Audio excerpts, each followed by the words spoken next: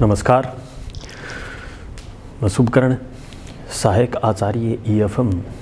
आज हम BCom part प्रथम वर्ष के विद्यार्थियों के लिए EFM पेपर प्रथम बिजनेस इकोनॉमिक्स व्यवसायिक अर्थशास्त्र में यूनिट संख्या 3 में चैप्टर आगम विश्लेषण रेवेन्यू एनालिसिस का हम अध्ययन करेंगे, जिसमें अपना जो टॉपिक है कुल आगम, औसत आगम और सीमांत आगम किसे कहते हैं और क्या इसकी इम्पोर्टेंस है।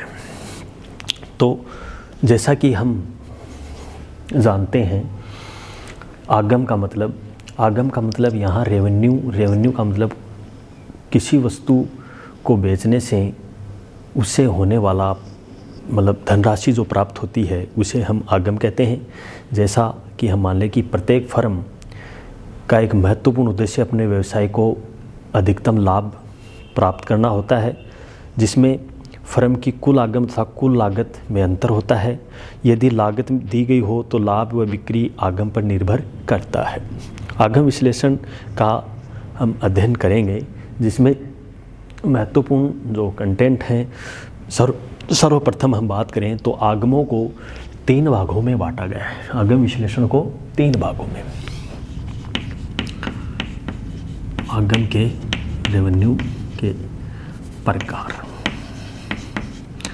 आगम को मैंने आपको बताया, जितनी भी अपनी क्वांटिटी है, क्वांटिटी को अपन प्राइस से गुणा कर देंगे तो वो अपनी रेवेन्यू होगी। इसको अपन सेल आउट करने के बाद में तो अपनी वो क्या आ जाएगी, रेवेन्यू आ जाएगी। तो वस्तु की जो इकाइयाँ हैं और वस्तु का जो बेचेगी जो है क्वांटिटी, जो प्राइस जो सेल आउट करते हैं, कितनी क्वांटिटी अपने सेल आउट की, वो अपनी रेवेन्यू होगी।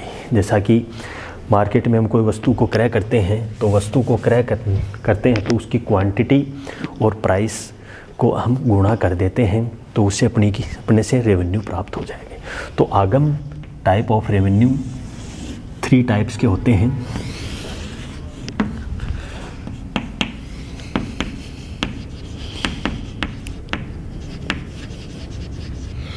नंबर 1 कुल आगम, जिसे हम टोटल रेवेन्यू भी कहते हैं इंग्लिश में, टोटल रेवेन्यू। शॉर्ट में हम इसे TR भी कह सकते हैं, टोटल रेवेन्यू। दूसरा है अपना औसत आगम,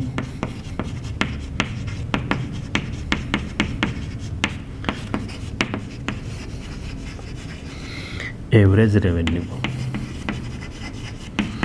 तीसरा है सीमांत आगम।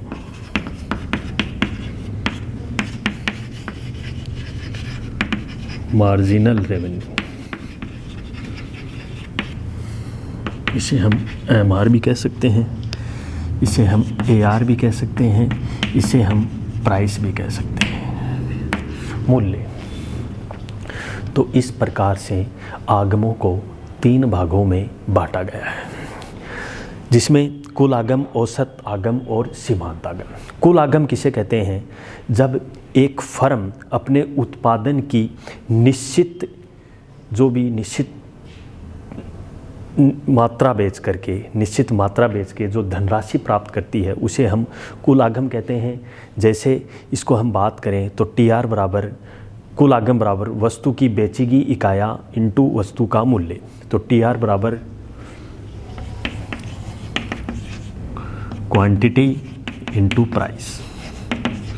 इसे हम ऐसे भी कह सकते हैं, वस्तु की बेचीगी इकाइयाँ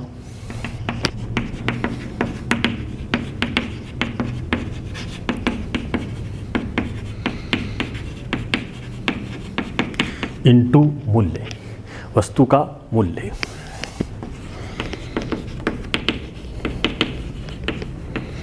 ये अपना क्या आ गया, कुल आगम आ गया।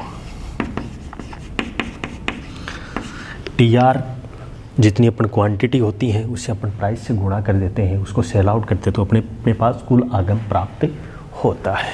अब बात करें हम एवरेज रेवेन्यू की, AR की। AR को जैसा कि हम बात करते हैं, AR को अपन प्राइस भी कहते हैं। एवरेज रेवेन्यू जब फर्म द्वारा वस्तुओं की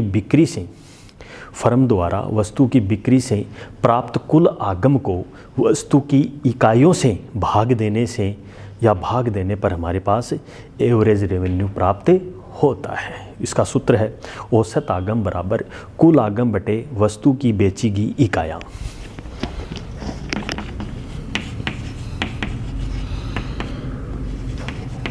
औसत आगम बराबर वस्तु की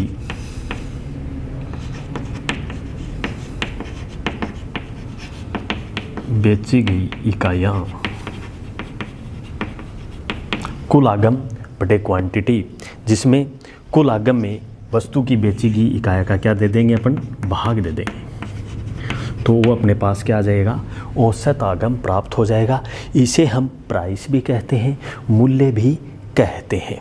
तो इस प्रकार से हम AR ज्ञात कर सकते हैं। तो कुल आगम, औसत आगम और सीमांत आगमों के बारे में हम बात कर रहे हैं। तो हमने कुल आगम के बारे में अध्ययन किया और अब आती है हमारी सीमांत आगम। इसे अपन वस्तु की कीमत भी कह सकते हैं और मूल्य भी कह सकते हैं, मूल्य या प्राइस। सीमांत आगम जब फर्म द्वारा वस्तु की एक और इकाइयाँ बेचने से जब कुल आगम में वृद्धि होती है तो वह सीमांत आगम कहलाती है। मार्जिनल रेवेन्यू बराबर MR बराबर TR N+1 माइनस TR, मतलब कुल आगम में होने वाली अतिरिक्त वृद्धि सीमांत आगम कहलाती है। तो ये हम इस प्रकार से सीमांत आगम ज्ञात कर सकते हैं। तो हम जैसा कि हम बात करें कुल आगम में कितनी वृद्धि हुई, कुल आगम में होने वाली अतिरिक्त वृद्धि ही सीमांत आगम कहलाती है। अब तीनों को हम एक सचित्र हम बात करें, सचित्र हम व्याख्या करें तो हम आसानी से समझ पाएंगे। तो एक टेबल हम बनाते हैं जिससे हम आसानी से इसका एनालिसिस कर सकते हैं कि कुल आगम, औसत आगम और सीमांत आगम हम किस प्रकार से ज्ञात कर सकते हैं।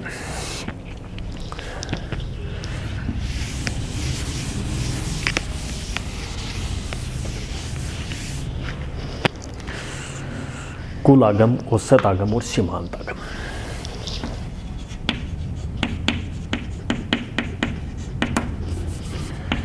TR, AR और मार्जिनल रेवेन्यू।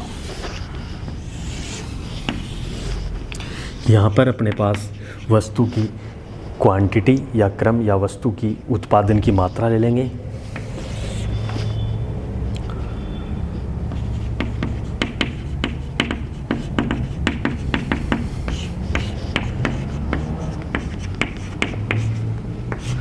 वस्तु की मात्रा, वस्तु का मूल्य, इसे अपन प्राइस भी कह सकते हैं। मात्रा 7-8 तक ले लेते हैं। वस्तु का मूल्य 10 जो भी है, 10, 9, 3 से स्टार्ट कर लेते हैं। 3, 4, 5, 6, 7, 8, 9, ये अपना वस्तु का मूल्य हो गया। अब हम ज्ञात करें TR, टोटल रेवेन्यू। तो मैंने आपको TR का फॉर्मूला बताया था, क्वांटिटी इनटू प्राइस। वो अपना क्या आ जाएगा, TR 10 × 1, 9 × 2 18, 24, 28, 7 को 28, 6 पंजो 30, 6 पंजो 30, 7 के 28, 24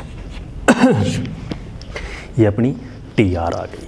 तो इस प्रकार से हम AR भी ज्ञात कर सकते हैं। AR का फॉर्मूला होता है TR बटा क्वांटिटी। TR में अपन क्वांटिटी का भाग दे देंगे। तो पहले में 10, 9, तो जैसा कि मैंने आपको बताया कुल रेवेन्यू में किसका भाग दे देंगे अपन, क्वांटिटी का भाग दे देंगे। तो अपनी ये आ जाएगी प्राइस। AR को मैंने क्या कहा था, AR का मतलब यहाँ पर क्या होती है, प्राइस भी होती है। तो प्राइस सेम आ जाएगी, या भाग दे के भी देख लो तो भी बात एक ही है।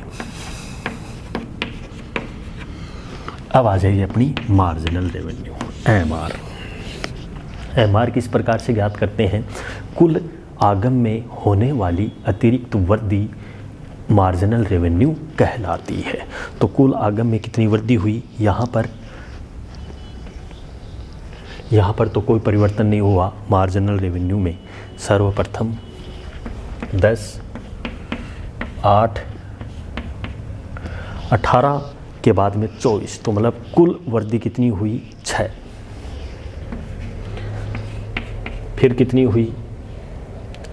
24 के बाद में 4, फिर 2, फिर 0, फिर -2, फिर -4। तो ये अपना मार्जिनल रेवेन्यू इस प्रकार से मार्जिनल रेवेन्यू आ गया। अब इसकी हम सचित्र व्याख्या करें तो इसका अगर हम डायग्राम बनाएं तो हम आसानी से बना सकते हैं कि मार्जिनल रेवेन्यू का और सीमांत आगम और औसत आगम का किस प्रकार से संबंध होता है, उसको हम सचित्र भी व्याख्या के रूप में देख सकते हैं। तो ये तो अपनी क्या हो गई? कुल आगम और औसत आगम। तो हमेशा हम बात करें AR की और TR की, तो पूर्ण प्रतियोगिता और अपूर्ण प्रतियोगिता में हम अगले चैप्टर में पढ़ेंगे कि पूर्ण प्रतियोगिता और अपूर्ण प्रतियोगिता में किस प्रकार से क्रियान्वयन होता है, तो किस प्रकार से औसत आगम और सीमांत आगम का संबंध होता है परफेक्ट कंपटीशन के द्वारा। तो यहाँ पर जो मार्जिनल रेवेन्यू है, मार्जिनल रेवेन्यू भी यहाँ पर गिरती हुई और AR भी गिरती हुई, तो इसका डायग्राम इस प्रकार से बन जाएगा। वाई अक्ष AR और MR, ये क्वांटिटी। जैसा कि आपको पता है AR और MR एवरेज रेवेन्यू, ये अपनी क्वांटिटी ले लो, 1, 2, 3, 4, 5, 6, 7, 8 क्वांटिटी। पहले हम AR का डायग्राम बना लेते हैं। तो 1 में 10, एक क्वांटिटी 10 के बराबर है। ये अपनी सॉरी, यहाँ पर क्वांटिटी अलग, क्वांटिटी नीचे लिखनी चाहिए। 1, 2, 3, 4, 5, 6, 7, ये 8, ये 2 का अंतर ले लेना है। 2, 4, 6, 8, 10, एक का भी ले सकते हैं। 1, 2, 3, 4, 5, 6, 7, ये 8, ये 9, ये 10। एक की क्वांटिटी में AR की हम कैलकुलेट करें तो 10 के बराबर, दूसरे 9 के बराबर, फिर 8, 7, 4, 3। तो ये अपना क्या हो गया? Average revenue. मार्जिनल रेवेन्यू की बात करें तो मार्जिनल रेवेन्यू यहाँ पर 6 पे 0 काट रहा है, तो मार्जिनल रेवेन्यू का डायग्राम इस प्रकार से बनेगा। तो पूर्ण प्रतियोगिता में न कि अपूर्ण प्रतियोगिता एकाधिकार में AR MR गिरते होते हैं, और जबकि उसकी हम बात करें पूर्ण प्रतियोगिता बाजार में तो AR MR बराबर होते हैं। इसमें AR और MR क्या होंगे? बराबर भी हो सकते हैं परफेक्ट कंपटीशन के अंतर्गत। तो इस प्रकार इसमें आपस में हम पूर्ण प्रतियोगिता और अपूर्ण प्रतियोगिता में भी हम अगले वीडियो में अध्ययन करेंगे। तो हम अब बात करें आगम वक्रों के महत्व की, तो आगम वक्र के महत्व की हम बात करें तो आर्थिक विश्लेषण में आगम वक्रों का बहुत अधिक महत्व है, जिसमें AR और MR वक्र आर्थिक विश्लेषण में महत्वपूर्ण स्थान रखते हैं। सभी बाजार परिस्थितियों में AR वक्र फर्म के लिए मूल्य रेखा होती है, जबकि फर्म की AR वक्र का फर्म की AC वक्र के संबंध में ज्ञात करना किया जाता है, जबकि फर्म अधिक सामान्य लाभ या सामान्य लाभ अर्जित कर पाती है, अर्थात हानि भी उठा सकती है। यदि साम्य बिंदु पर AR वक्र AC वक्र से ऊंचा है तो फर्म अधिक सामान्य लाभ कमाएगी। यदि AR वक्र साम्य बिंदु पर AC वक्र को स्पर्श करता हुआ है तो फर्म सामान्य लाभ कमाएगी। यदि साम्य बिंदु AR वक्र AC वक्र के नीचे स्थिर है तो फर्म हानि उठा सकती है। AR वक्र AC वक्रों के संबंध में ये भी ज्ञात किया जा सकता है कि फर्म पूर्ण क्षमता का पर काम कर रही है या नहीं कर रही, या ए आर वक्र ऐसी वक्र को न्यूनतम बिंदु पर स्पर्श कर रही है। तो इस प्रकार इसमें आपस में संबंध इस प्रकार से हो जाएगा, ई पी बराबर A R minus M R. ये संबंध की बात है यहाँ पर और उसके इम्पोर्टेंस की बात है। तो एम आर निकाल लेंगे यहाँ पर, एम आर बराबर ए आर EP1 बटे EP। अब हम बात करें ए आर बराबर एम आर की, ए आर बराबर एम आर, ए आर बराबर एम आर हो जाएगा यहाँ पर EP divide by EP less than 1। तो इस प्रकार से हम कुल आगम और औसत आगमों के रूप में विभिन्न प्रकार से, तो सभी बाज़ार स्थितियों की हम बात करें तो यहाँ पर सभी बाज़ार स्थितियों में एम आर वक्र मार्जिनल कॉस्ट वक्र नीचे से काटता है, वहीं फर्म की संतुलन स्थिति हो पाती है। इस संतुलन स्थिति का आधार ही फर्म के उत्पादन मूल्य या लाभ या हानि की स्थिति ज्ञात की जा सकती है। तो अगले वीडियो में हम मिलेंगे पूर्ण प्रतियोगिता एकाधिकार के अंतर्गत ए आर व एम आर वक्रों की क्या भूमिका है। धन्यवाद।